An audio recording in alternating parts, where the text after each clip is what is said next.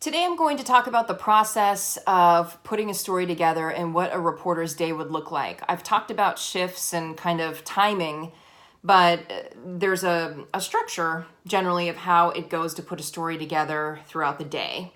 So you would come to work with story ideas, be assigned a particular story. Maybe it's one that you had or one that your news director wants you to do.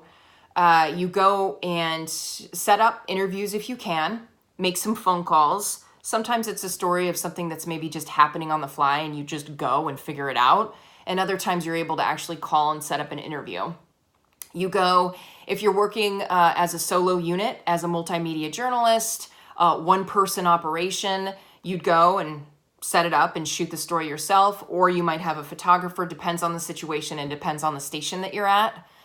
You do your interviews, you shoot your B-roll shots, you ask any questions that you have, get that together. Then you sit down and do what we call log bites. So you listen to everything the person said, type it out into chunks or sound bites that you like, about 10-second bites. And then you can look at your favorite 6 bites and figure out the best ones that you want to use and then write your voiceover around those. I find that when students are learning and they don't do the process in that order, it can get really convoluted and kind of confusing. Sometimes they will just drag some video down into their timeline, drag some sound bites down there randomly, sort of freestyle the voiceover last. Do not do that. Your writing and the structure of the story is the most important thing. You want that to be cohesive, clear, balanced, best grammar, best writing. You don't want to freestyle the voiceover. You have to have it awesome. And in a real professional environment, you would have to have somebody read that script that is written perfectly before you could even edit anyway. So you'd have to get it approved. So you have to understand how to write scripts. It is imperative, it's super important, and it's a map of how you should edit your story. It's okay to think about shots. You should be thinking about shots and what you have when you're doing your writing, because you don't want to do what we call writing ourselves into a hole. You don't want to talk about the dog and you don't have any shots of the dog to show when you talk about it. So the video is super important too, but we want to make that script and make that structure and not sort of leave that up to chance at the very last minute. So you write the script, you get it approved, you edit your story, then you have to write in the lower third information. Some places, they will put the lower third information in live while the story is airing. And so you would have to enter that in and say the times that your different lower thirds would hit for whoever's loading those or putting them in. Or you could just make your lower thirds yourself as graphics while you're editing your story and get it over with that way. I think it just depends where you're at. And then you also might have to do a live shot around that particular story. So do all that, get it in, and then you might have to stand up from the location that you shot the story at and do a quick live toss into the story after the anchor tosses to you.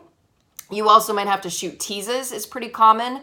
So at the scene of the story that you worked on, you would have to then stand there and say, coming up tonight at 6 o'clock, I'll have the details on blah, blah, blah story.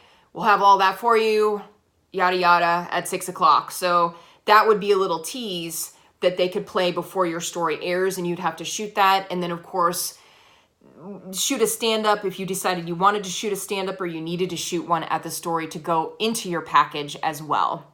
Then when you're done with the live shot, you might have to shoot what's called a look live, which is you sort of doing the whole toss all over again, but not saying live, just kind of doing it and saying, I'm Michelle Kennedy in San Francisco, and then it ends. And then that way they could take the whole thing in its entirety and play it in the morning show. And that's content that they could use later on, or maybe in a later show that particular day.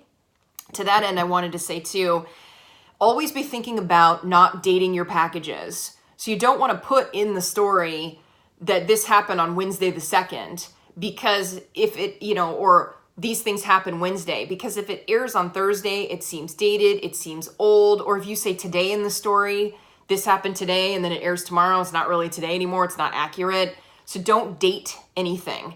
Do your best to take it out. There are occasions where it's going to be appropriate. If it's the September 11th anniversary, you're going to say, well, Michelle, I got to put that in there. And I get that. But I'm talking about in general, don't date your stuff. Just Leave it simple.